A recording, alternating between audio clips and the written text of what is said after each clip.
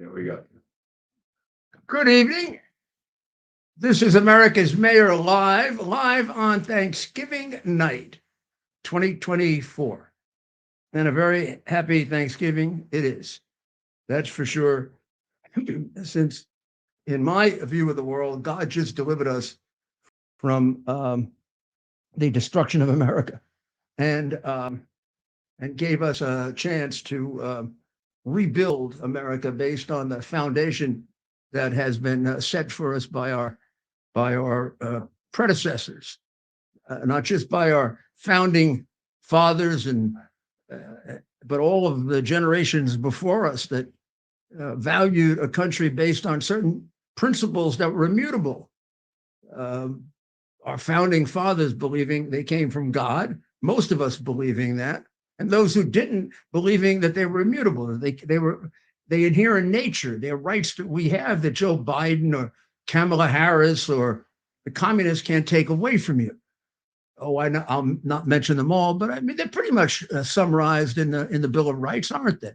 And I've always looked to Abraham Lincoln for the best definition of an American, and Abraham Lincoln is the one who originally made Thanksgiving a national holiday. So Abraham Lincoln was doing an immigration ceremony, it is said. And during the immigration ceremony, one of the new immigrants, don't know from whence, from maybe from Germany, maybe from Ireland, that'd be probably the most frequent countries at that period of time, was there. And some of the people there that were honoring them and putting on a ceremony were daughters of the American Revolution and people who went back to the Mayflower.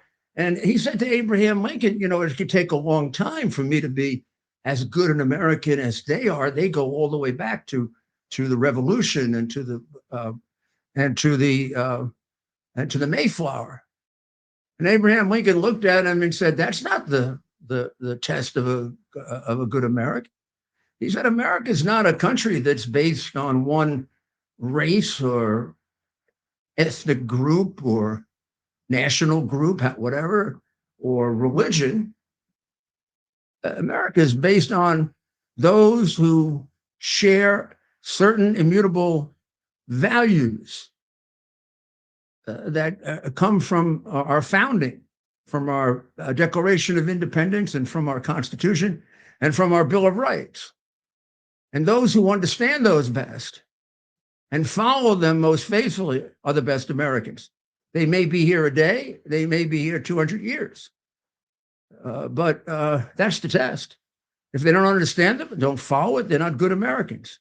If they do understand it and they do follow it, they're great Americans. So isn't that true? I mean, we're a country of values. Hard to think of another country that's a country of values. Right. I mean, I'm an American. You're an American. Many of you are, maybe not. Stephen, who's here with me tonight, is an American. My roots go back, not my parents, my grandparents, to Italy. But I'm an American, and I fervently believe in free speech, freedom of religion, due process of law. That an innocent man shouldn't be convicted except with proof beyond a reasonable doubt, a trial and a unanimous verdict. I believe that we should have security in our homes from unreasonable searches and seizures, as declared in the Fourth Amendment as a result of the seizures that the British did to us. We were very sensitive about that. I believe we should have the right to bear arms, to defend ourselves, even in the remote event that we'd have to defend ourselves against the government. That's what it was put there for. It wasn't put there to go hunting. There's no reason to have a right to go hunting. It's like, do you have a right to play baseball? No, of course you can play baseball. Of course you can go hunting. The right is you have a right to bear arms. Bear arm. That means hold them in your arms. And that was put there so that we would never become the useless, unable to protect ourselves victims of tyranny. Maybe at certain points in our history, it was hard to really think that that could happen. But I would say that if things kept going the way they were going under Biden's dictatorship, we were headed that way, imprisoning innocent people, meting out sentences that were horrendous in comparison to the alleged wrongdoing, trying to destroy people physically, mentally, financially, because they oppose you. For the first time ever in our history, a president prosecuting his opponent, like Maduro has done in Venezuela, but he's a communist. We weren't on the verge of becoming a fascist state, or maybe I should say a state with significant fascist practices. We were. We are right now. And had it continued for another 4 years with with both the attitudes, ideas, and mental incapacity of the person running for president, and the closeness that the vice president had to China, which for failure to ever answer any questions about it, made him look like an operative of the Red Chinese government. And we were delivered from that. And God gave us a special wisdom, as God has at certain times in our history, and made available to us the right person at the right time, in the right place, and with the right attributes. And we had the wisdom to select it. Oh, you could describe George Washington or Abraham Lincoln. You could describe Ronald Reagan that way. You could describe Dwight Eisenhower as a general, or even Douglas MacArthur as a general in the Pacific. I don't know if anybody could have marched across France while we were bogged down at the Battle of the Bulge and George Patton. I mean, these are people. We know that Lincoln couldn't find a general until U.S. Grant. We also remember, don't we, that when the little, they have them in every administration. This is no different, Republican, Democrat, whatever. The little scumbags who run around making fun of great men said, "Oh, Grant is a drunk." Lincoln, with probably one of the great senses of humor of any of our presidents, said, "Well, get me more drunks," because he's the first general that won a battle for him.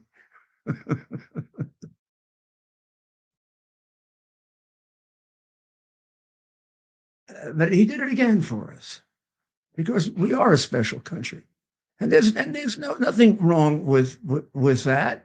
Isn't that objectively proven by our immigration problem, our immigration issue, which has become pathological under the communist Marxist orientation of the Bidens and the Obamas and the Harrises and the people that were trained by communists as youngsters, and opening a border which had never been done before, which is to invite an invasion of our country.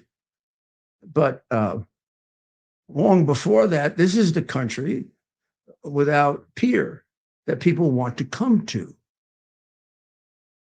Shouldn't that stop all the attacks by our own people on America trying to make themselves sound intelligent? I mean, the Ivy League, which used to be a great educational institution, hardly teaches anything now. But if you have to teach people about 60 different genders, and that takes 4 years of college to do. And then if you also have to instill in them a hatred of their country and belittle history and change it.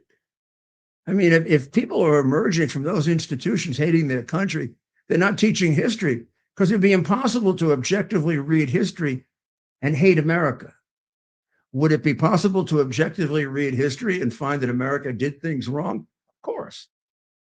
But would it also be impossible to objectively read history and say, America probably without any doubt is the nation that corrected its wrongdoing more than any other, and has almost an ongoing process in this in this idea of striving for a more perfect union.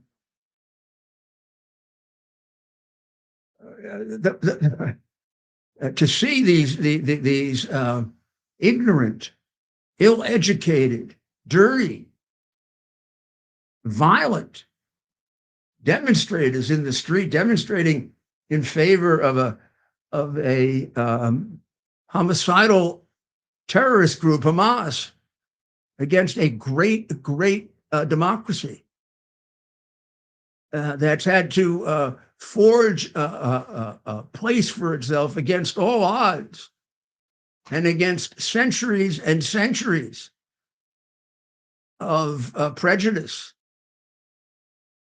and violence against them. To see that country emerge as per capita maybe one of the strongest countries in the world, that's a source of admiration. And to watch what's being done to them tells us that, like Tulsi Gabbard and Robert F. Kennedy Jr. said, we haven't changed, the Democrat Party has changed. Israel hasn't changed. The world has become a lot more immoral. If it can find any kind of equivalency between not just Hamas, but the Palestinian Authority, which is a thoroughly corrupt place, whose every single citizen is taught to kill us. You can't have a moral equivalent between the two, nor can you seek in good faith a two-state solution if you're going to create a terrorist state that wants to kill Jews and kill Americans. Well, we got a chance to reorient, didn't we? Now we're going to take advantage of it. And I believe the first days of this president's or president-elect's formation of his government are very, very inspiring. And of course, he didn't make every right decision. And of course, there are probably some people he appointed that you don't like or you thought somebody better could. But on the whole, which is how you have to look at it, the appointments are nothing short of excellent. And even the ones you might agree about, disagree about, you sit back and say, well, maybe I'm wrong and maybe he's right. And let's hope that's true. When do we start rooting against our country? I mean, let's pick a cabinet member that maybe you don't like. I'm not going to mention anyone because I don't want to give you any ideas. They're doing enough damage to very, very good people. And again, it gets me so angry. It's the thing that brought me into this in the first place because of their pursuit of Donald Trump, an innocent man, for collusion with Russia, which was a horrible, horrible, false accusation purchased by Hillary Clinton and all of her criminal cohorts. They paid for that phony story. The New York Times and the Washington Post reporters got Pulitzer Prizes for writing a now unequivocally false story, and maybe one of the most damaging in American history, overcome only because of the tremendous moral strength, not only of Donald Trump, but of all of us who support him. Because although some were coward, many of us weren't. But we've paid dearly for it. It was worth it. So I was very, very, I was very thankful today. I was very thankful today because although some people may elect to believe this or not, for me, from the very beginning until the very end, it's all about my country.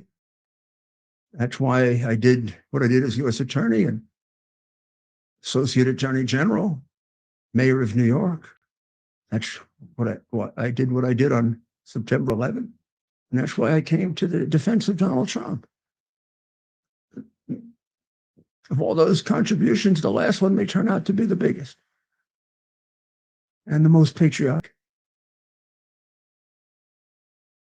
You know, you don't have to believe that. Many of you do. Many of you don't. You know who has to believe it? Me. Because I'm the guardian of my soul and my conscience. not not the Biden-affiliated lawyers at Wilkie Farr that end up being hitmen for Biden, not Michael Gottlieb, who brought a lawsuit against me that is completely absurd and doesn't reveal that he was a partner for Hunter Biden's and a lawyer for the most crooked company in Ukraine, Burisma, that paid out bribes at the highest level of government. I don't have to live with that on my conscience either. And whatever happens, I am thankful that the sacrifices that I've made for my country to save us from what these criminals have done to us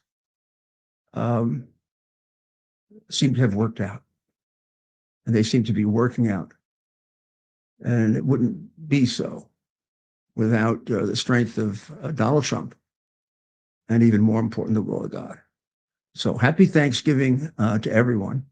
And when we come back, we'll go over the president-elect's Thanksgiving messages, because they were, of course, extremely different than usual and extremely provocative and thought-provoking. We'll be right back right after these messages.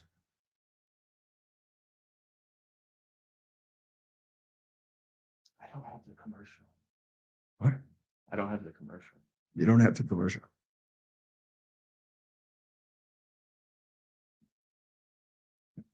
But you want to show something?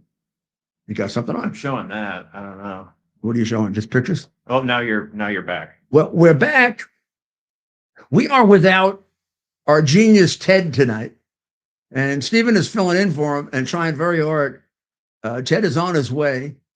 So one of the problems we may have, you're probably going to, I hope you don't like this because we have wonderful sponsors, but there may be no commercials.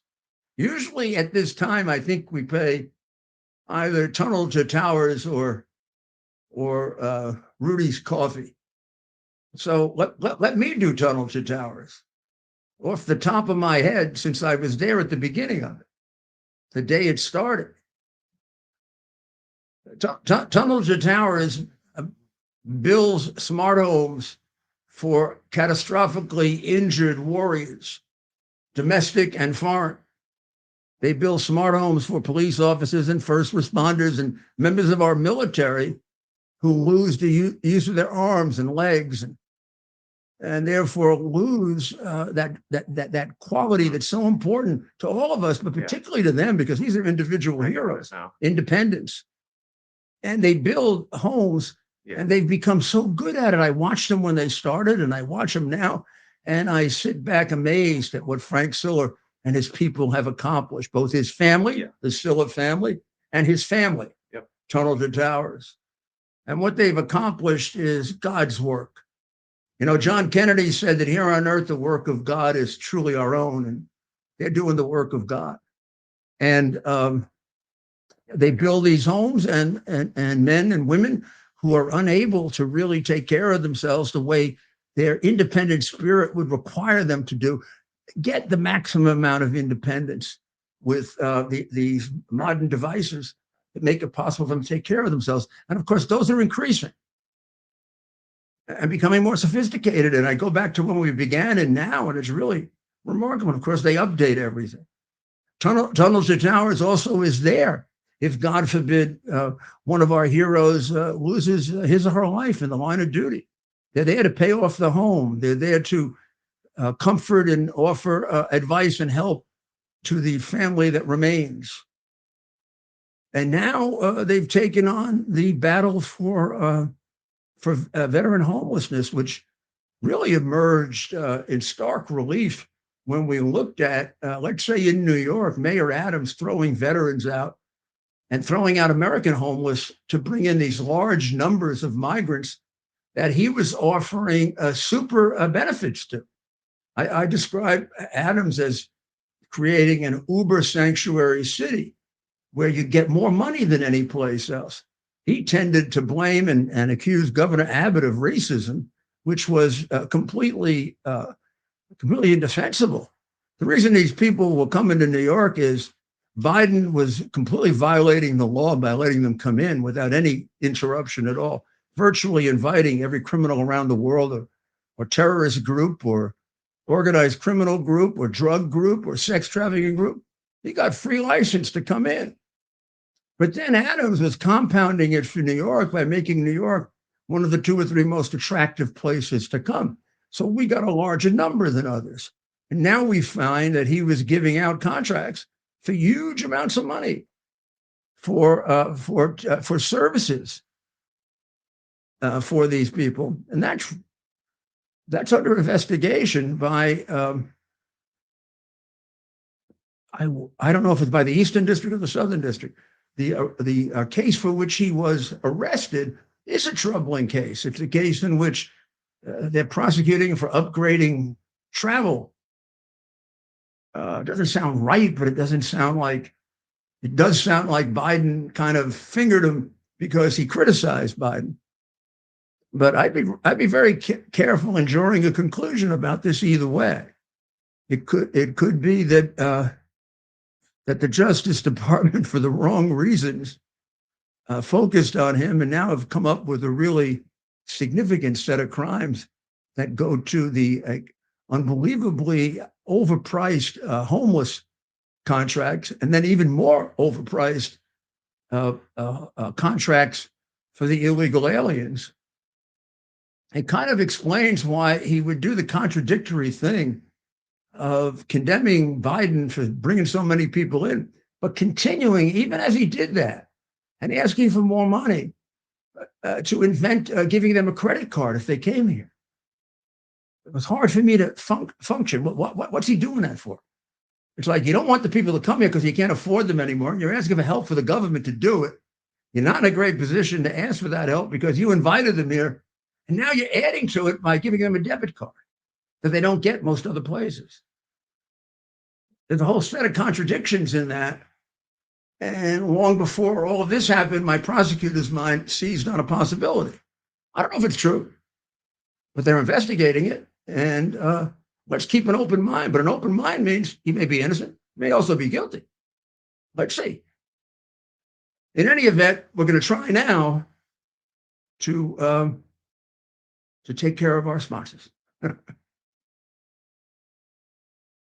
We're having the biggest sale ever on overstock clearance and brand new products. For example, save 60% on our Goose Down comforters, the best comforters ever. They go perfectly with our MyPillow bed sheets and duvet covers. Save 25% on our brand new kitchen towels. They're made with the same technology as our famous My Towels. Our initial quantities are extremely low, so get them now before they go. Our seasonal flannel sheets are finally in. You save up to 50% and they sell out fast every year, so order now. They're truly the best flannel sheets you'll ever sleep on. Or save up to 80% on all our clearance items. And this is where it gets even better. For a limited time, your entire order ships absolutely free. So go to MyPillow.com or call the number on your screen. Use that promo code to get deep discounts on all MyPillow products. And for a limited time, your order ships absolutely free. Here we are, pretty much at the beginning of the process here at this pristine, I call it a laboratory, or not like a factory, it's like a hospital. This is the beginning of the process for roasting. Deep grain, very good quality. Most people don't use this quality. We deal with small farmers because we like to know who we're dealing with. They give us the highest quality, all organic, non-GMO. You should know all Arabica beans. No Robusto, all Arabica. They're gonna go into the roaster and it'll get roasted for about 20 minutes or so.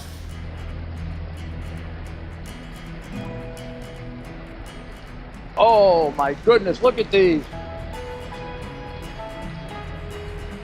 My goodness.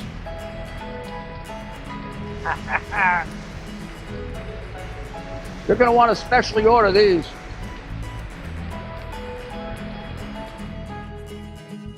This is what goes into Rudy's Coffee.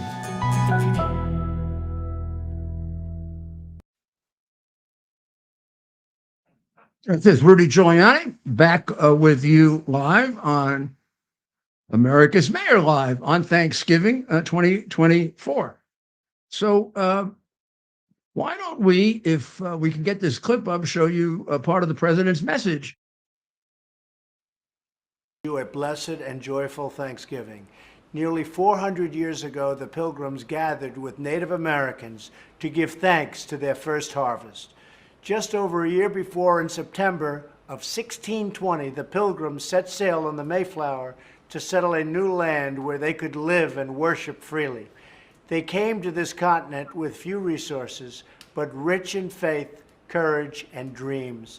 They endured a treacherous voyage across the ocean and long days inside the ship's cabin as storms raged wild. Then, when the Pilgrims arrived at Plymouth, their first act was to pray. Soon they persevered through the months of bitter winter.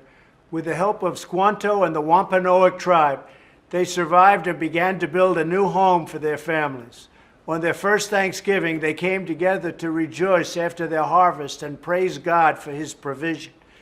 Since then, Americans have always remembered the blessings of freedom and the glory of God. In his first year as president, George Washington proclaimed a day of public thanksgiving and prayer. He asked all citizens to unite in sincere and humble thanks for God's providence and the founding of our country.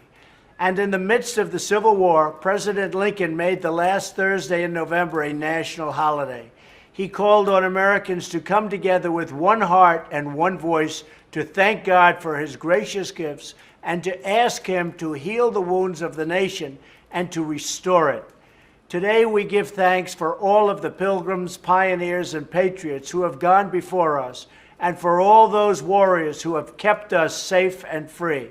This week we know that thousands of men and women in uniform won't be able to come home for Thanksgiving.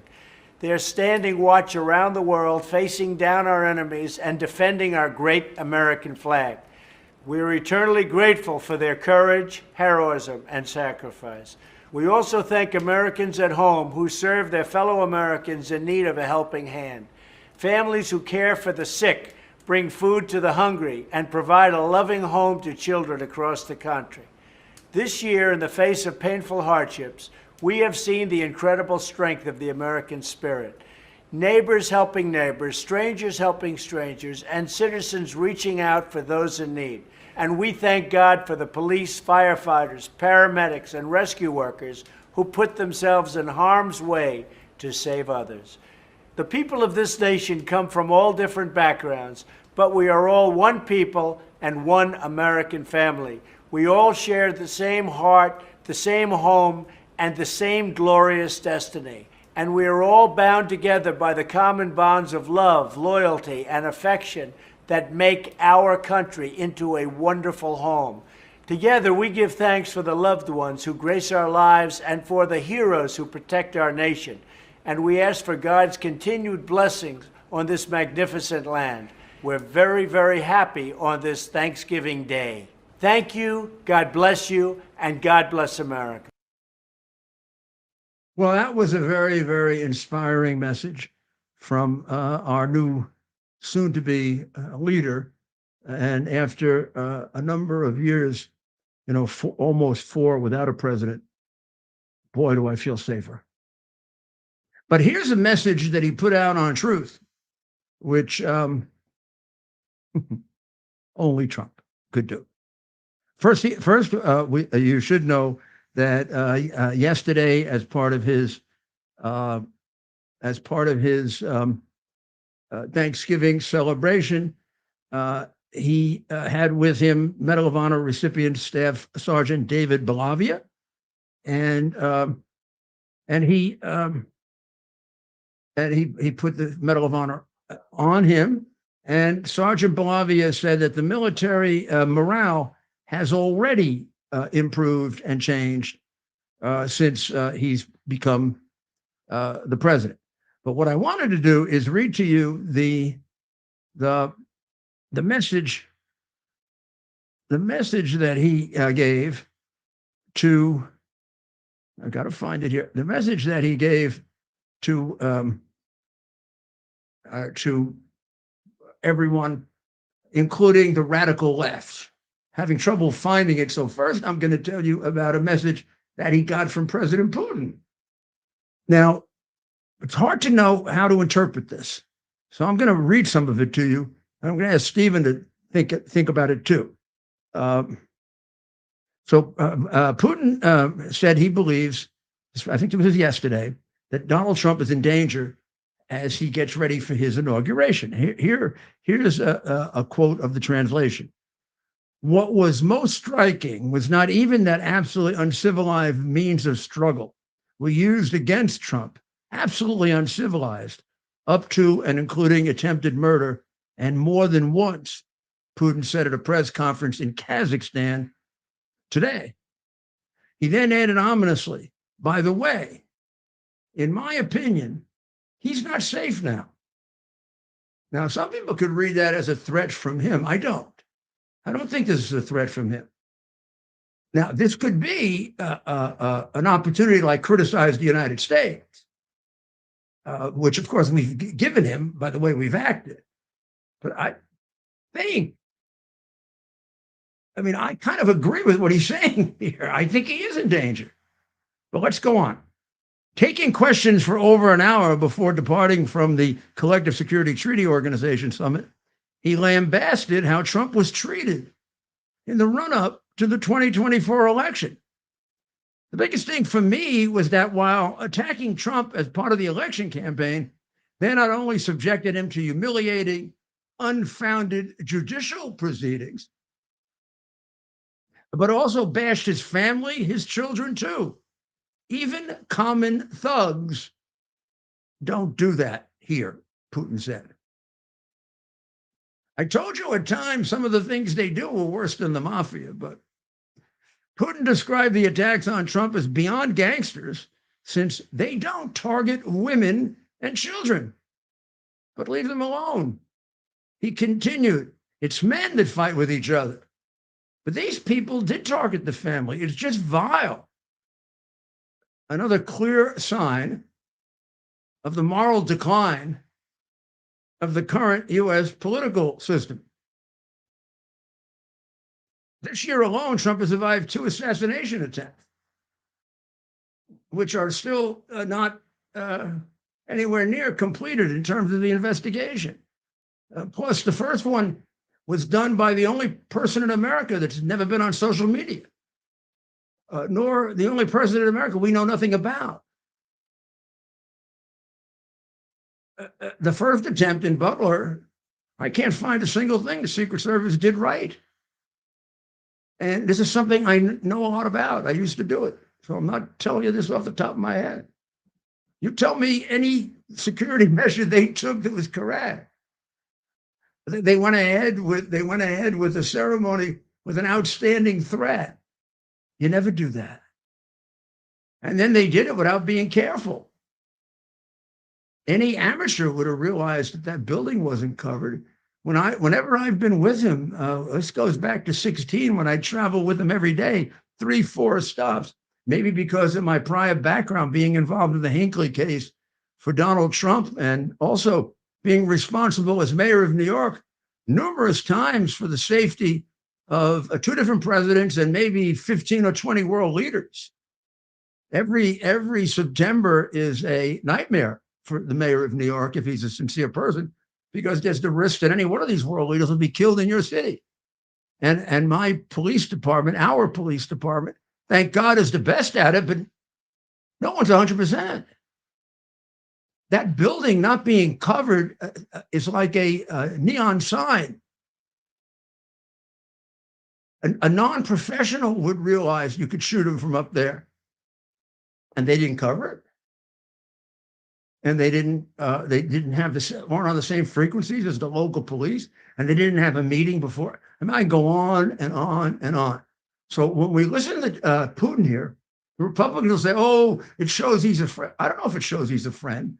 What he's doing is he's doing what a good adversary, a cunning adversary would do. He's pushing our weaknesses back in our face. We can't argue with him about this. The campaign against Donald Trump was disgraceful. The campaign against Donald Trump's supporters and friends and lawyers and me is beyond disgraceful. They're doing what is done in a fascist, communist, Nazi country. They're going after their opponents by trying to destroy them.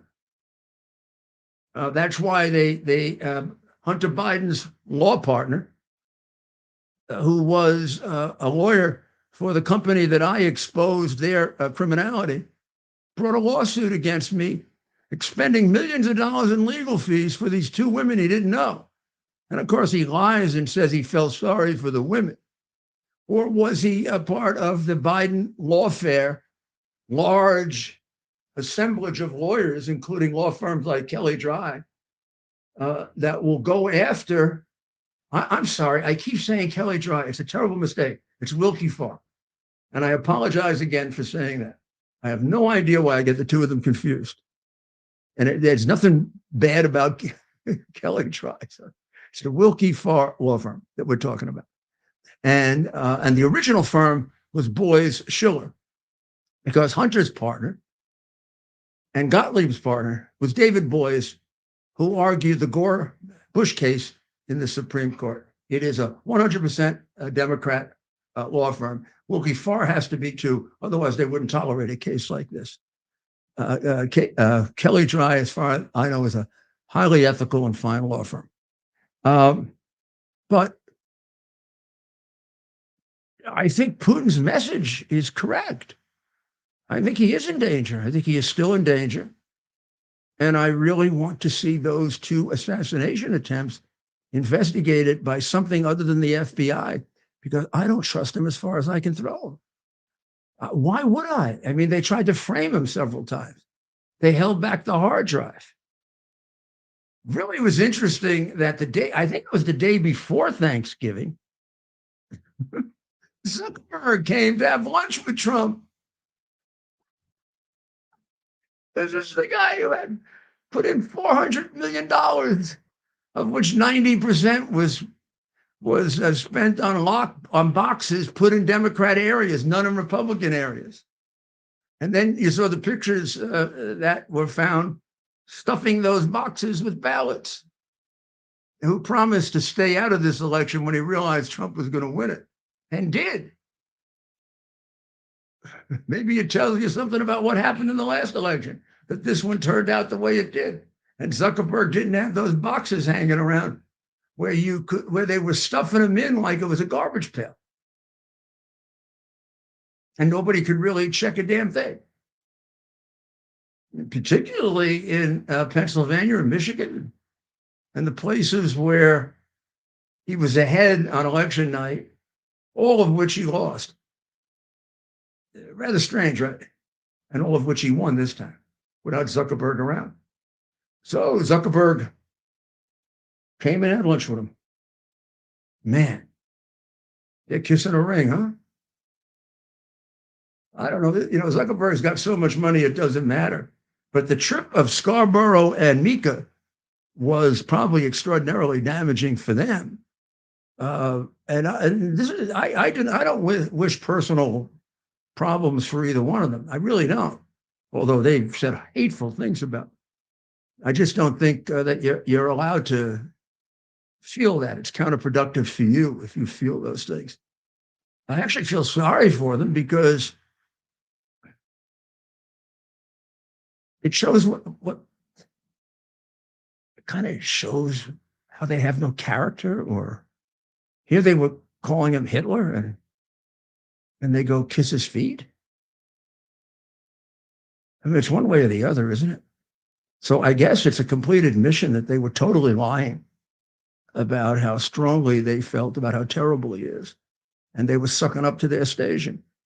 But then there's a certain stupidity in what they did, because their audience, they have trained to be a Trump audience. I mean, they've gone so far in making it a hate Trump audience. They have, and so many of the others, they've created an atmosphere, in part, that created the two assassination attempts. I mean, Putin is certainly right in pointing that out. The minute you say Hitler, you're starting to get dangerously close to in the minds of maybe people who don't think too clearly or are too emotional, you're starting to create maybe a basis for taking the person out, because there's always been a debate in history. Would it have been better to kill Hitler before he destroyed 12 million people? That's a different argument, but it comes up right away.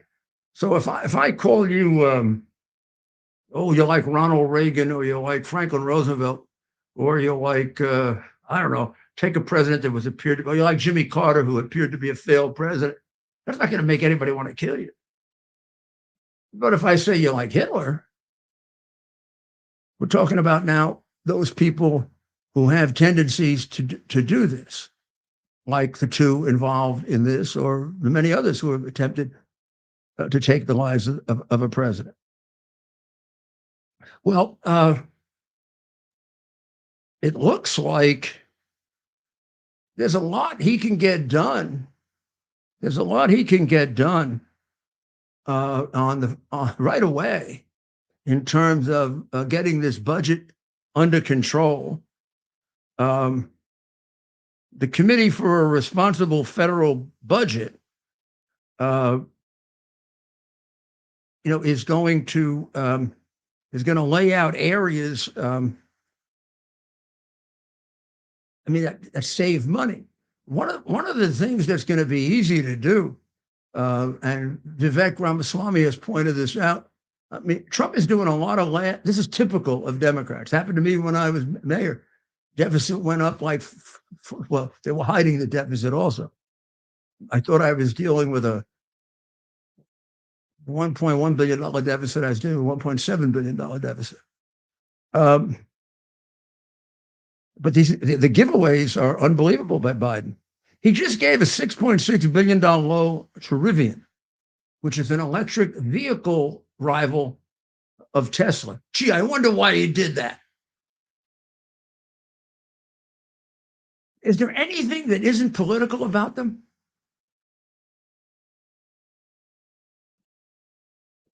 A cool $550 billion be eliminated in spending right away if you gave up the student debt program, which is probably going to be declared illegal anyway, like the other ones were.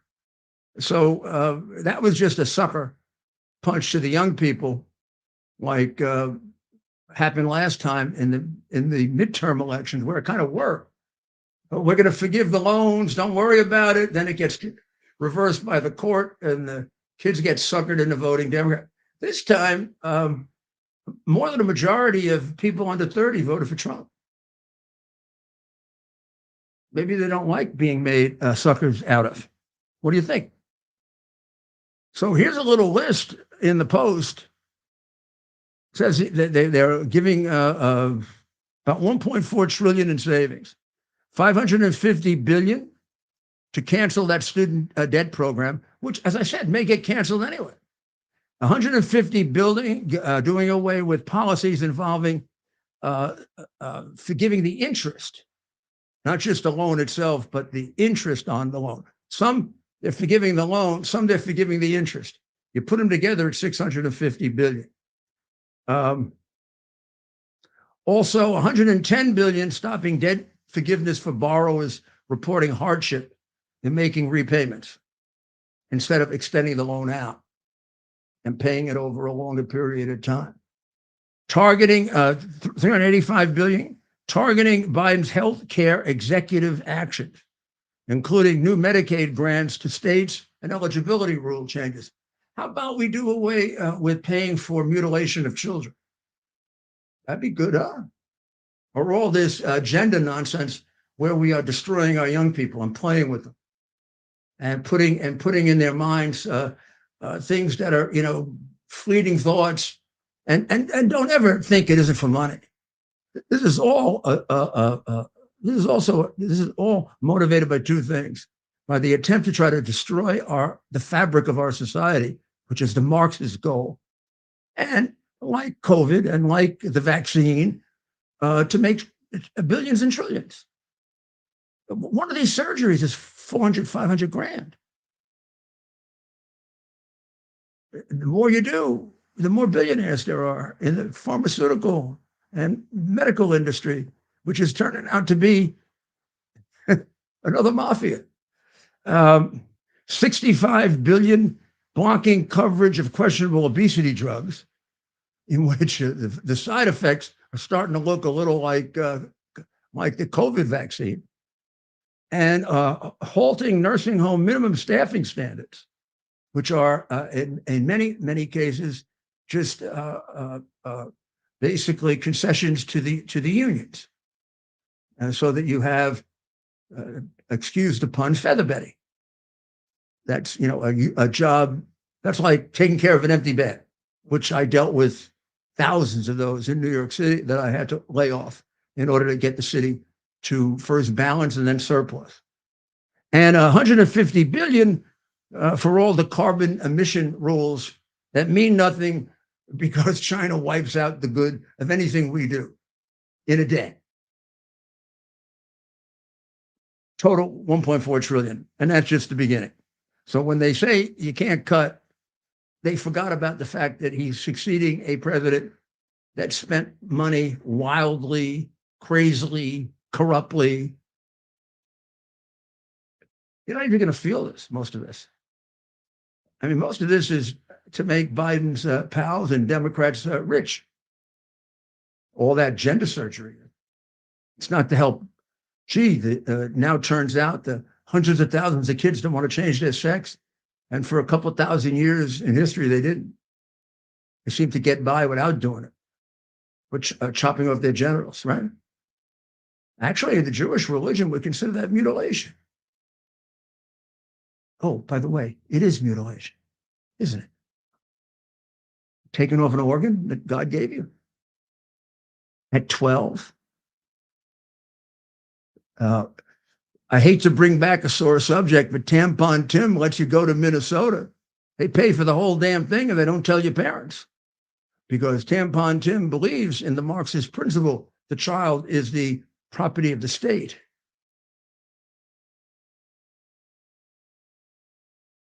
Illegals, has to be the first thing he deals with.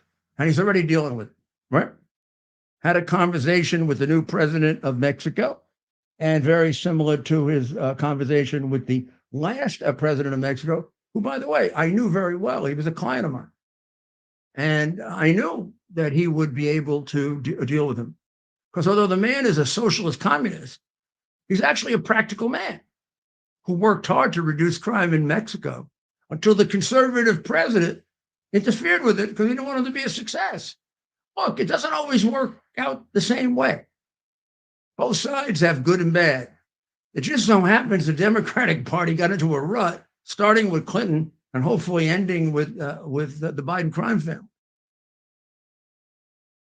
Well, I don't even know if Trump had to push her. All he had to do was say he was going to place a tariff on Mexico, Canada, and China. And he was going to put an extra one on China until the fentanyl stops. Immediately, the Governor Claudia Sheinbaum Pardo, and he, according to the president, she's agreed to stop migration through Mexico into the United States. What a call. Now, I know Bozo can't speak. He couldn't make this call. She'd have laughed at him, because there'd have been no consequences to not doing it. And also, she'd be taking on the cartels all by herself. She knows that Trump and Tom Homan, and they're going to be shoulder to shoulder with her fighting the cartels. Makes you a lot braver.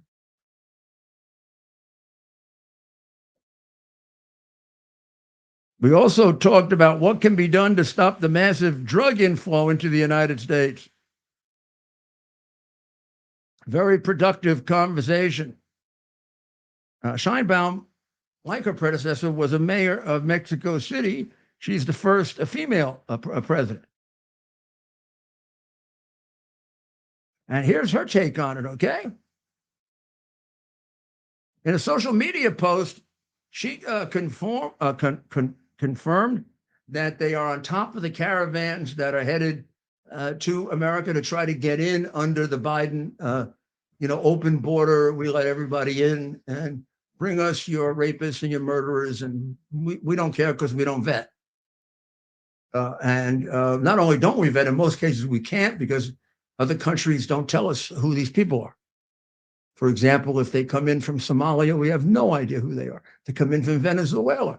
They could be the next person, like the person who killed Laken Riley, or they could be a scientist. We wouldn't know because Venezuela gives us no record. How can you let hundreds of thousands and millions of people in like that if you don't want your country to be in chaos? Well, they do want our country to be in chaos. And they do want to change the nature of America. And they do want to destroy our language and our culture. This was like the Chinese cultural revolution, Mao's cultural revolution on steroids. The president of Mexico said that we, meaning she and Trump, discussed Mexico's strategy on the migration phenomenon. And she said that caravans are not arriving at the northern border because they're being stopped heading up to Mexico. They weren't being stopped a year ago, were they? He could have been doing this for 4 years. We also discussed strengthening collaboration on security issues within the framework of our sovereignty and the campaign we're carrying out in the country to prevent the consumption of fentanyl. I know exactly what that means because I participated in many of these with Mexico and Colombia. That means joint drug operations. They're enormously effective. It's how we help to destroy the Colombian cartels. You get our Drug Enforcement Administration into this, they'll kick the living shit out of them. There's no better law enforcement agency than the Drug Enforcement Administration. No braver one, no more intelligent one. You get them involved with the Mexicans, and here's another thing about them, and I work really closely with them in Colombia. Of course, I've worked very closely because I was in charge of the narcotics division in the U.S. Attorney's Office. They have an expertise that's enormously important in these countries. The agents do, and the supervisors. And we'll have some of them on to talk about this. They're great, great people. They know who the good guys and the bad guys are. So when you're dealing in a country like Mexico, even Colombia, which has straightened out somewhat, but it's still an issue. They'll tell you who you can work with and who you can't.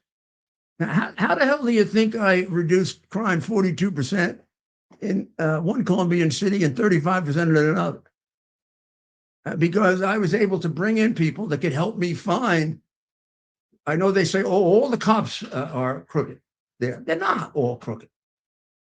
In Mexico, there are a lot. In Colombia, there are fewer. They have a more substantial police organization. But you have to know who to deal with, who not to deal with. DEA knows who to deal with, who not to deal with. Hasn't been going on for 4 years. They'll tell you that. The agents will tell you that. Law enforcement hasn't been going on at all in 4 years. Why the hell do you think we have massive record numbers of fentanyl deaths? By the way, the fentanyl is not being brought in at the border points. Of course, some is. The fentanyl is being brought in where nobody's looking. And that's the real expertise of the cartels. The cartels know the border. So they know that they can sell unobserved entry to the high value targets and products. This is how they make millions and billions. Let's say China wants to get in some high value spies, which they've been doing for 40 or 50 years, except now they got a much easier way of getting in.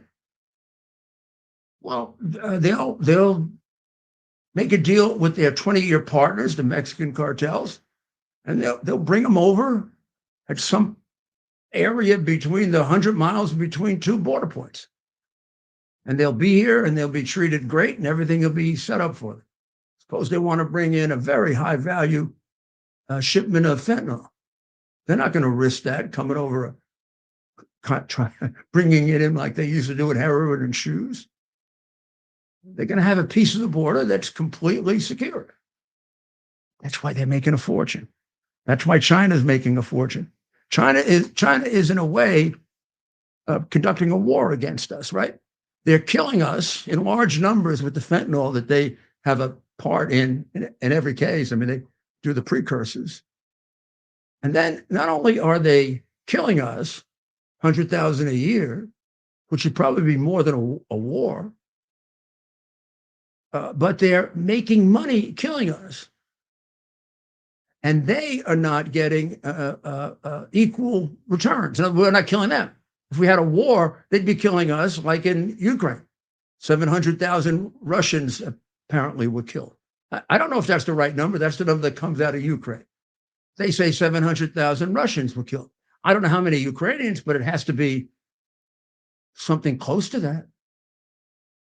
I mean, Ukraine didn't achieve what it achieved for nothing, and Russia didn't achieve what it achieved for nothing. They both took very heavy losses. Here, China's getting to kill 100,000 a year and making billions.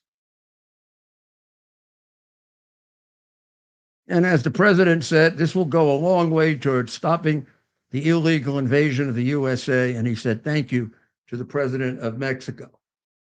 This is the guy who was going to end democracy in the United States. No, he's going to save lives in the United States. That's what he's going to do. And already it's happening.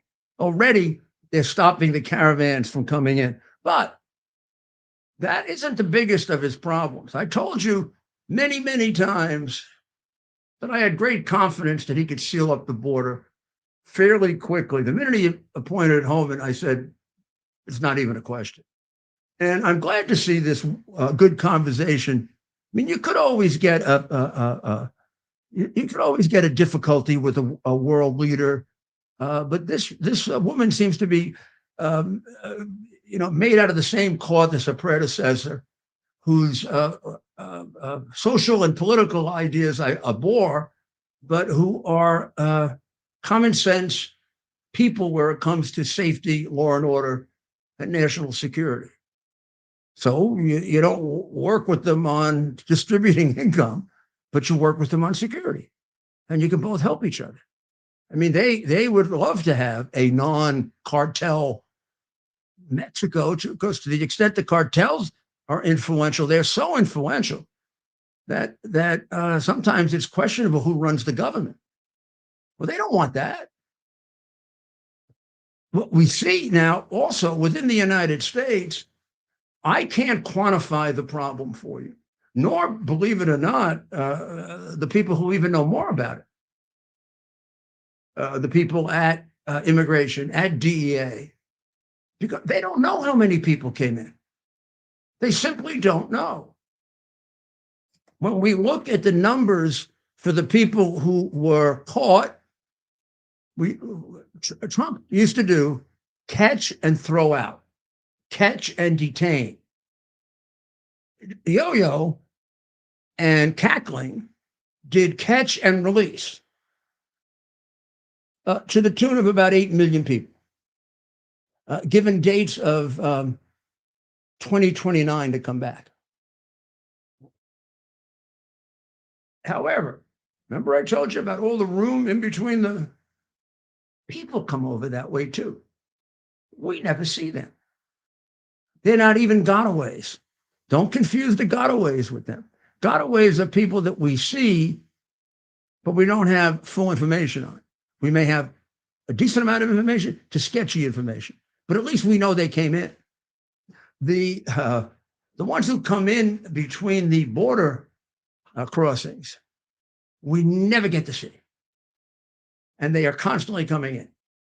And all the studies, all of which have now been suppressed, but I kept them, they go back a few years, say bare minimum it's 50% of the ones that you record to a maximum of 200%, depending on how many agents you have, how many agents you have to spare, a lot of variables. So I'm going to take it at the lowest number, 50%. So that'd be about another 5 million people. And they have to be the worst ones because they're the ones that had the money to pay the cartels to give them special entry. And the cartels make a great deal of money on this. Now, it could also be the cartels sending their people in.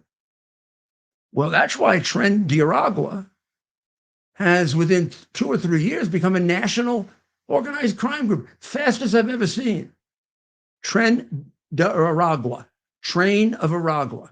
It's a prison gang established originally either in they're Venezuelan, but it's unclear if they started in the Venezuelan jails or the Colombian jails or both. But they also, at a very at pretty much the same period of time, there was an offshoot in the Los Angeles jails. But they were nobody until their great patron came along. You know, like Simon Bolivar is the great patron of freedom in Joe Biden will have a statue for Tren de Aragua. Because without him, they wouldn't be here. They were able to come in because Joe Biden gave, I'm sure, when they do the history of Tren de Aragua, they all play the speech that Biden gave at the Democratic convention in 2020, saying everybody should surge to the border. They went, yes, we're going to surge to the border because we can do all our drug trafficking, our human trafficking, our prostitution of women, our seizure of children, our complete infiltration of cities where we can start taking over. Boy, we can really move in on the United States now. We'll just wait until Biden comes in, and then they came over the border. So we try to give you specific examples of that rather than this generalized statement. And we'd also like to think, Ted and I, that we are partially, just a little bit, responsible for bringing this out, because these people were operating for about a year to a year and a half, and the crooked anti-American media was hiding it. You know, like Laken Riley's killer, Ibarra, was described as a man from Athens, Georgia, until it turned out he was a man from Nicaragua and a high-level Tren de Aragua gangster who had been arrested and released twice in New York, who would have been held if it weren't for Mayor Adams and Governor Hochul, who have rules that don't allow the New York Police Department to inform immigration. It's against the law for them to inform immigration. It's against the law for them to follow the law. That make any sense to you? That's Mayor Adams. That's Governor Hochul. I know that Laken Riley's family blamed Biden for the death of their daughter, and they should. The guy would never have come in if it weren't for Biden's insane policy of completely open borders. But if it wasn't for Mayor Adams and Governor Hochul and their policy of making it illegal for first of all, the law they never get changed, which is nobody gets held in jail. The guy was arrested a couple of times, just set free. But second, they do not inform the Immigration Service that they have an illegal alien. Not only don't they inform it, New York, under de Blasio, passed a law that makes it illegal for them to do it. I think the law that makes it illegal is illegal. But who am I? I'm just a disbarred lawyer, disbarred by them. So we got another one.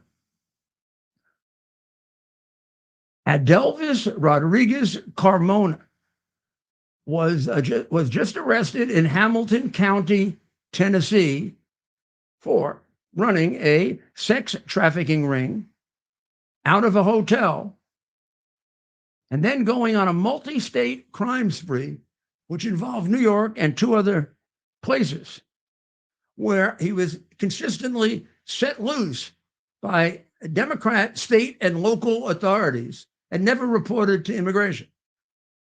He was finally arrested in Hamilton County last week by the Tennessee Bureau of Investigation, the county sheriff's office, the Chattanooga police. They're not bound by illegal sanctuary city law. They are bound by the laws of the United States. Now, Carmona had been arrested in 3 other states before all this happened. And he illegally crossed the southern border 3 times and was sent back. And he got in a 4th time. That was under, the Biden invitee program in 2022. And he came in when Eagle Pass, before Governor Abbott put the wire down in Eagle Pass with that tremendous group of, 4 or 5 million that came in that way. And since he's been here, he's been racking up arrests, like they mean nothing, and they mean nothing. He was arrested in New York, for example, in February of 2023 for shoplifting from JCPenney in Queens. He was, of course, released with instructions to appear in court 3 weeks later. He never did. They never, of course, even attempted to find him, nor did they inform the immigration authority. That's New York. That's Adams, Hochul, and the laws go back to de Blasio and Cuomo. Meanwhile, in my city, old city, they still reflexively wrote Democrat, which will tell you they're brainwashed. Because when you hear something like that, it should be over for the local officials. Over. Goodbye. He also, guy got around. He was then involved in a drive-by shooting in Chicago's Little Italy that left a 27-year-old woman in critical condition. He went into the removal unit, and somehow he was released. He tried to kill somebody and he was released. I guess they wanted to make sure he killed somebody.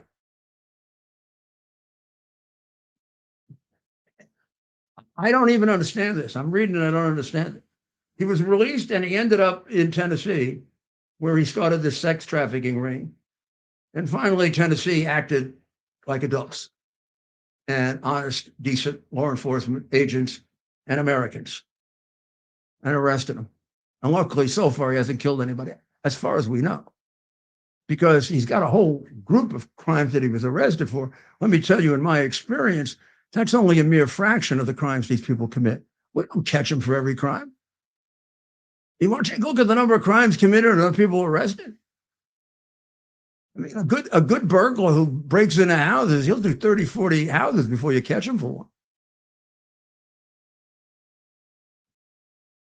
Also, a 33-year-old migrant from Mexico was busted yesterday for attacking 2 New York City cops. This is Mauricio David Sosa, and he punched a man in the face. Police tried to arrest him, and he attacked the police.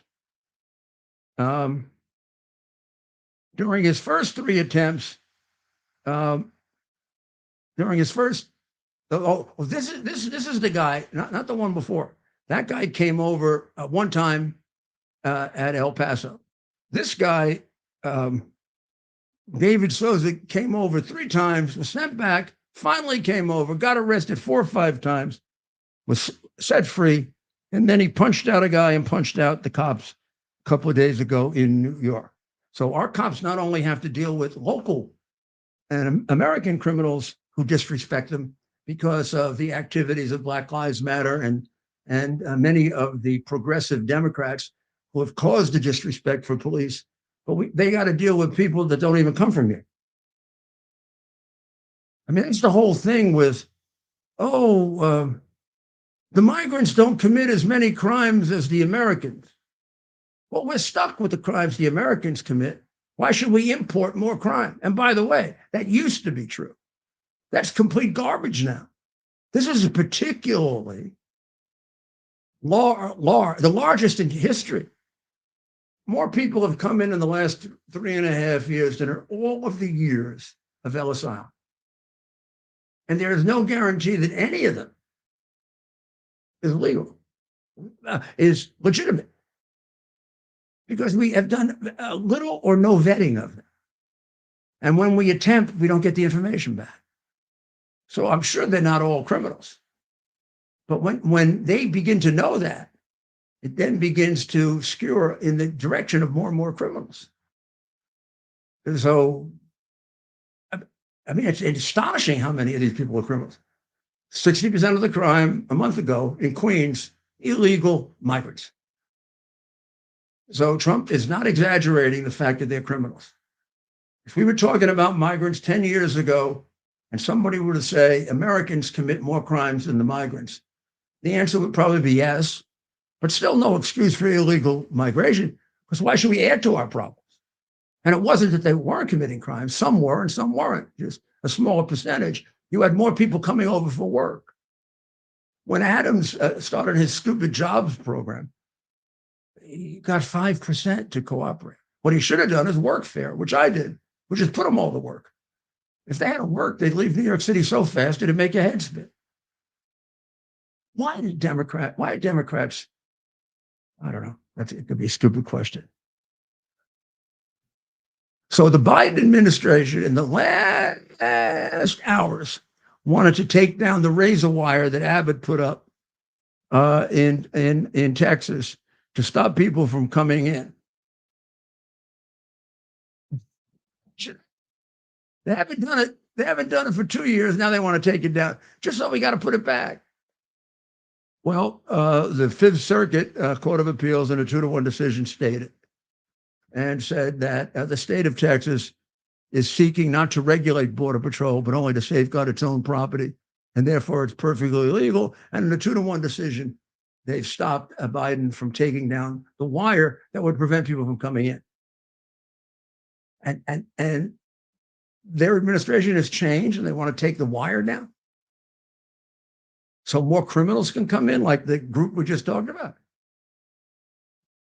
Well, we'll be back in just a minute or two, and I want to talk about two very extremely influential Americans. I mean, people you are going to be very impressed with. We'll be right back. Here we are, pretty much at the beginning of the process here at this pristine, I call it a laboratory. It's not like a factory, it's like a hospital. This is the beginning of the process for roasting. Deep grain, very good quality. Most people don't use this quality. We deal with small farmers because they like to know who we're dealing with. They give us the highest quality, all organic, non-GMO. You should know all Arabica beans, no Robusto, all Arabica. They're going to go into the roaster, and it'll get roasted for about 20 minutes or so.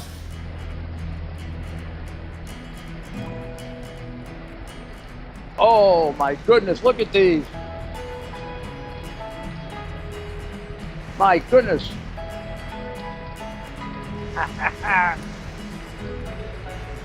You're going to want to specially order these.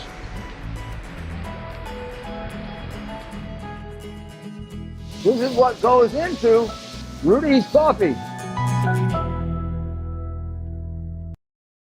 We're having the biggest sale ever on overstock clearance and brand new products. For example, save 60% on our Goose Down comforters, the best comforters ever. They go perfectly with our MyPillow bed sheets and duvet covers.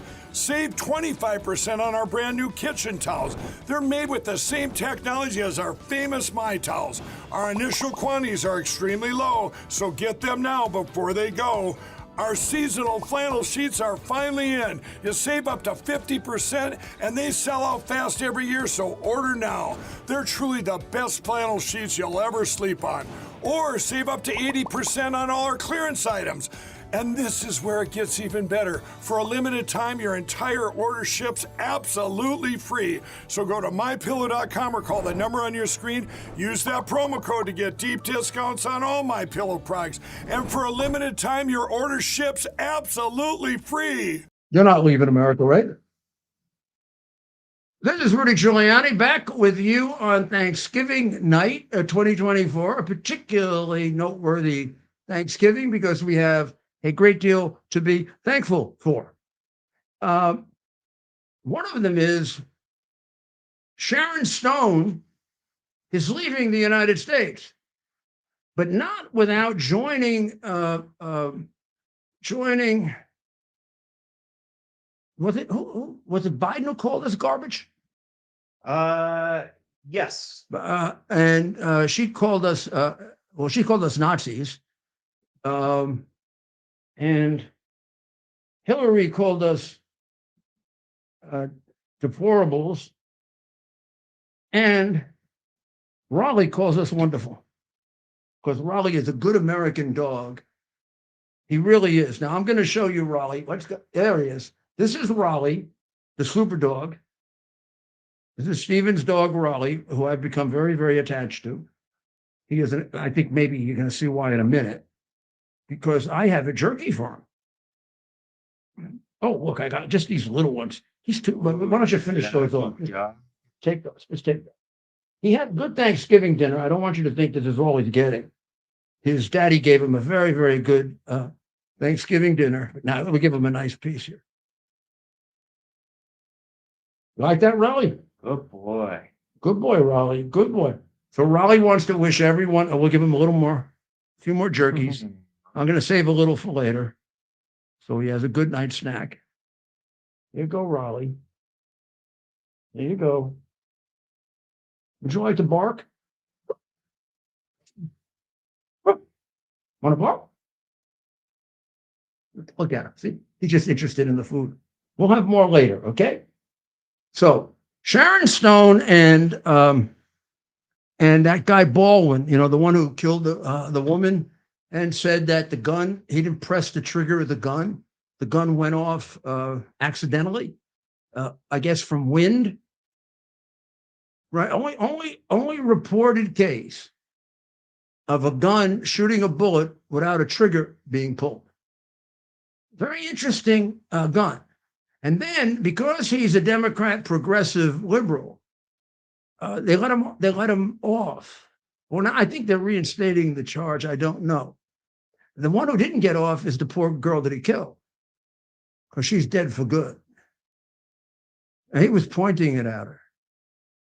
And I, at the time that it happened, I mean, I don't agree with Alec Baldwin, but I am a lawyer, and I always start off with presumption of innocence. I said, I'm sure he didn't want to kill her. It must have been a terrible accident. But then he starts lying his ass off. And you say to yourself, what the hell's going on with this privileged son of a bitch? I mean, this is a guy that called his daughter big and fat and is constantly saying he's going to leave the country and says the most awful things about Trump. And I mean, this goes way back, Bush. And I mean, he's a half-assed actor anyway. Well, both he and Sharon Stone, who has made her mark playing, what will we call it? Perverted women? I guess that was her, you know, the one who liked to have her, whatchamacallit, sticking out so that she was like a murderer and she could have affairs with the police. And then she played the drunken mobster Moll. I mean, these are like really high quality roles that she plays. She's getting a little old, you might notice there. Huh? Could use a little neck work. Maybe this is why she's so bitter, because these people only have their good looks to go by. I mean, this is hardly like a high quality, high class. All her roles have been like, well, extremely questionable people. So we have her, and we have the guy who shot and killed his coworker, but is innocent because although he was pointing it at her and the bullet came out of the gun that was in his hand, he didn't pull it. The wind did it. And because he's a Democrat, he got away with it so far. Let's see if that continues. Given what they did to Trump, given what they did to all of these other people, including me, this guy gets this. The girl's dead. Fess up to what you did. I mean, as I said, the worst I thought at the beginning was he made a mistake. He accidentally pulled the trigger. It can happen. Now that he's lying about it, I wonder what really happened. Well, Sharon Stone at the Torino Film Festival. I'm extraordinarily embarrassed about this because she wants to go to Italy. She doesn't belong in Italy. The Italians are good people. They don't need a, well, I better not say the word. I was going to use an Italian word. that would really describe her well. But we don't need one of those in Italy. But she's going to go to Italy, who love Americans, by the way. But she's decided we're uneducated. This is a woman who made her mark by showing what's in between her legs in a movie. That was it. Which wasn't exactly a Shakespearean actress, not somebody who raised our culture. We're uneducated. My country is in the midst of adolescence. Adolescence is very arrogant. And she's not very arrogant. With her accomplishments, to be lecturing us on something intellectual, what are her intellectual accomplishments? As I said, plain sluts. Adolescence thinks it knows everything. Boy, is that the pot calling the kettle black.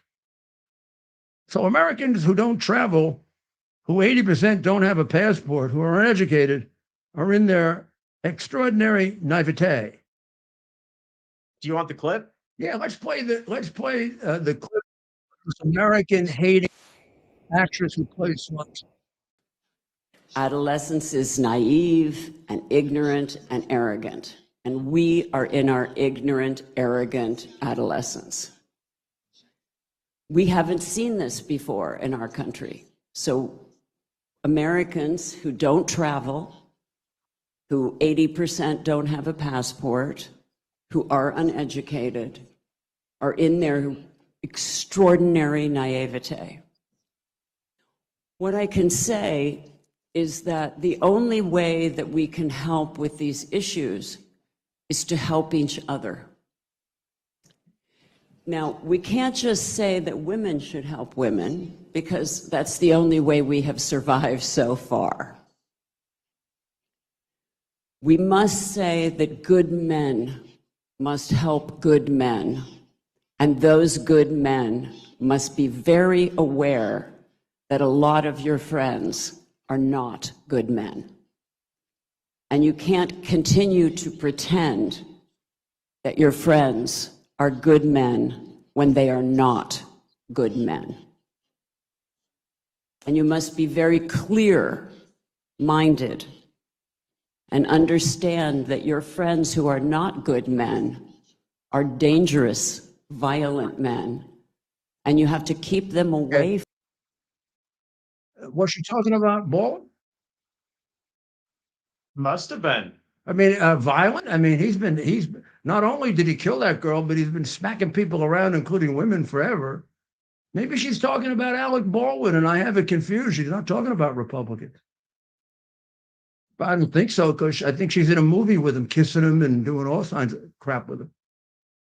Yeah, who knows how much Where does the woman who made her career playing a slut get to educate us on the quality of America? Oh, and by the way, just to determine exactly how well informed and well educated you are, 80% of America is not without passports. 48% of America, by the way, have passports. Just about half of America have passports. So why don't you get your facts right before you arrogantly attack your country outside your country, in the country you want to come to that happens to love America? And if I were an Italian, I'd throw her out. I don't want you. What do I want a problem for? You've never done anything. You've never lifted a culture. Or your movies were hardly lifted the culture. Then the other guy speaking is a guy that's got to be whacked off, completely whacked off, and is getting away with murder. Now, it could be negligent homicide rather than murder, but he complicates the whole thing because he lies so much. He pointed a gun at the girl. The girl is dead. They put the poor armorer in jail because she left a bullet in the gun. It's his responsibility to check the gun, by the way, to make sure there's no bullet in it. He was also the producer of the damn movie.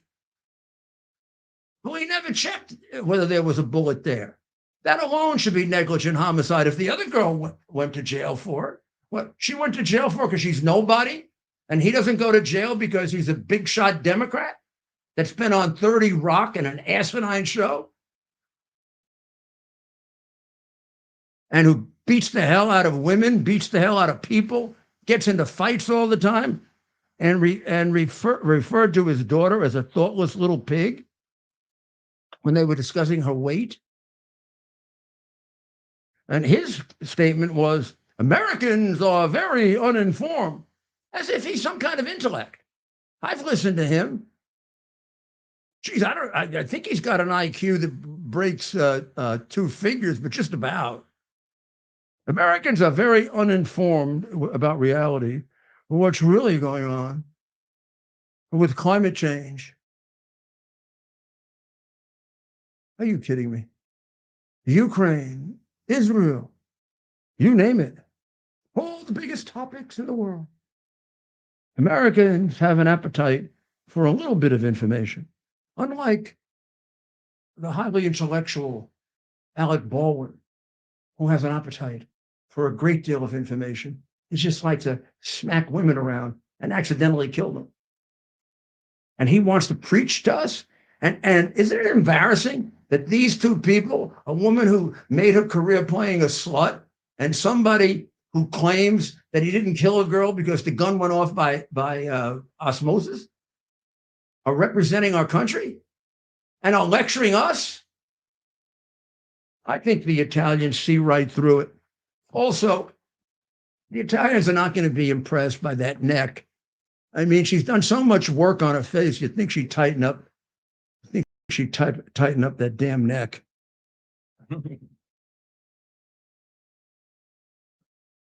I think this has been a very, very revealing year for American celebrities.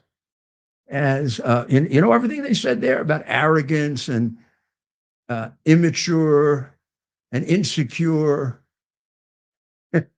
and disproportionate drug users and everything, it applies to them. But it's a little like Biden, who accused Trump of everything he did. They project. They're the ones that are insecure. I think I could give Alec Baldwin a test on Israel, and I bet he'd fail. I'd like him to trace the history of Ukraine for me. Let's see if he can do it. Has he been to Ukraine? I have. I mean, how much these people know? You want to, in order to form opinions, you want to hear from people, even if they have a different opinion than you do, that have experience and facts to back it up. I'm sorry, playing the stupid idiot roles that he played in movies and playing sluts like she didn't exactly gain a great deal of experience about world affairs. And she has no right to be lecturing Americans on being ill-informed. And given the opinions that they give, her, De Niro, that other idiot, Eva Longoria, who leaves because of high taxes and crime. Who the hell created the high taxes and crime in California? There aren't any Republicans there to do it. Well, I think it caught up to him this time. So let's close out tonight. So I'm sure a lot of you are tired. If you haven't had a nap yet, you've got to be really tired. Everybody has a nap after their Thanksgiving dinner. I didn't have one today, which means I may start falling asleep. The reality is we both had a wonderful Thanksgiving dinner, right? It was a fabulous turkey and all of the other things that you traditionally get. I'm a big traditionalist, and I would do nothing else but have that on Thanksgiving Day. And I also feel, I feel something special being in New England, since we're in the region of the country where the first Thanksgiving was had in 1619, I believe. Was it 1619? Let's check it. 20, maybe? I think they got here in 1619, and they celebrated it 1 year later. That's my understanding. 1 second. The Mayflower got here. Just check it. And half the people on the boats died coming over. Okay, according to the wonderful internet, it was 1621 in Plymouth, There you Massachusetts. go. And they arrived when? I believe it would have been the 1619. But I mean, it all depends on, who you believe, I guess. You believe that? That's probably right. They have those facts are pretty well documented. And there was a great book written about it at the time, a contemporary book that describes that I think by Winthrop, and it goes in detail about the trip and what they did. And please understand what all of this stuff about Native Americans and whatever. These people became allies and friends. And this group of pilgrims did no harm to the Native Americans. Now, shortly after the Pilgrims came in, the Puritans came in. And they were associated with Cromwell in England, and they were far more aggressive. And however, the battles that started, they were the ones who did the battlings with the Native Americans. Now, and the Pilgrims, like a generation or two generations, they were pretty much wiped out. And but they were enormously peaceful people, seeking no harm, not shooting people, not doing anything terrible, wanting to share the land with the Native Americans.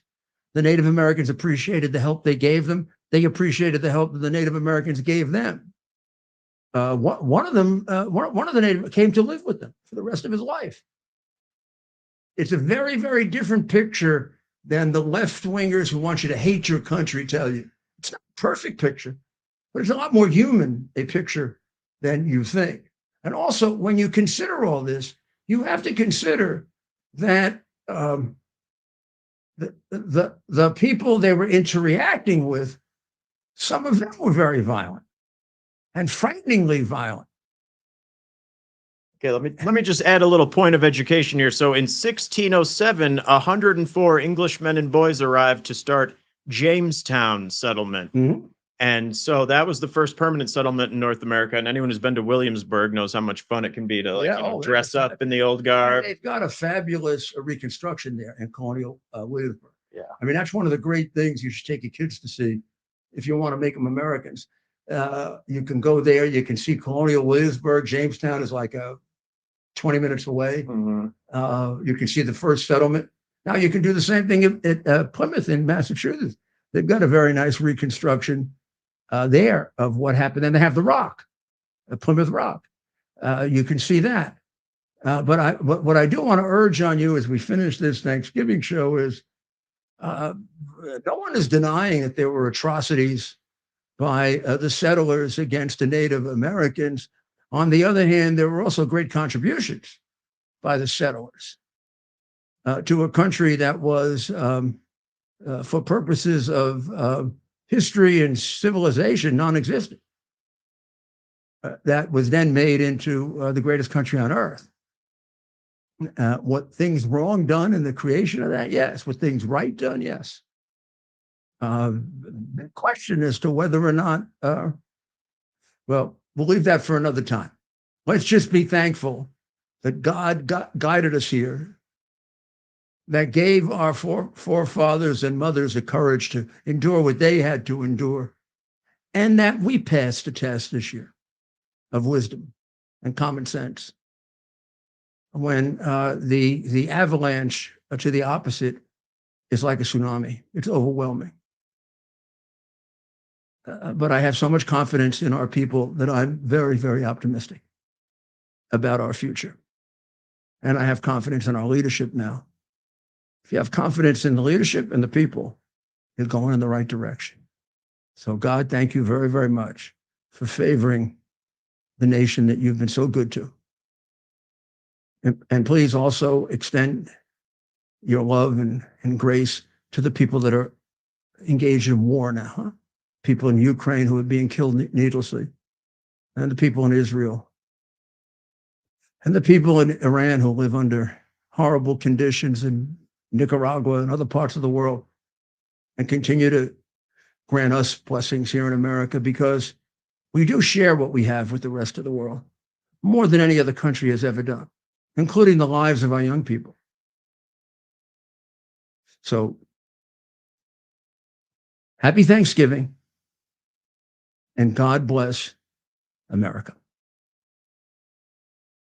Bear the principle of common sense and rational discussion to the issues of our day. America was created at a time of great turmoil, tremendous disagreements, anger, hatred. There was a book written in 1776 that guided much of the discipline of thinking that brought to us the discovery of our freedoms, of our God-given freedoms. It was Thomas Paine's Common Sense, written in 1776, one of the first American bestsellers, in which Thomas Paine explained, by rational principles, the reason why these small colonies felt the necessity to separate from the Kingdom of Great Britain and the King of England. He explained their inherent desire for liberty, for freedom, freedom of religion, freedom of speech, the ability to select the people who govern them. And he explained it in ways that were understandable to all the people, not just the elite. Because the desire for freedom is universal. The desire for freedom adheres in the human mind, and it is part of the human soul. This is exactly the time we should consult our history. Look at what we've done in the past and see if we can't use it to help us now. We understand that our founders created the greatest country in the history of the world, the greatest democracy, the freest country, a country that has taken more people out of poverty than any country ever. All of us are so fortunate to be Americans. But a great deal of the reason for America's constant ability to self-improve is because we're able to reason, we're able to talk, we're able to analyze. We are able to apply our God-given common sense. So let's do it.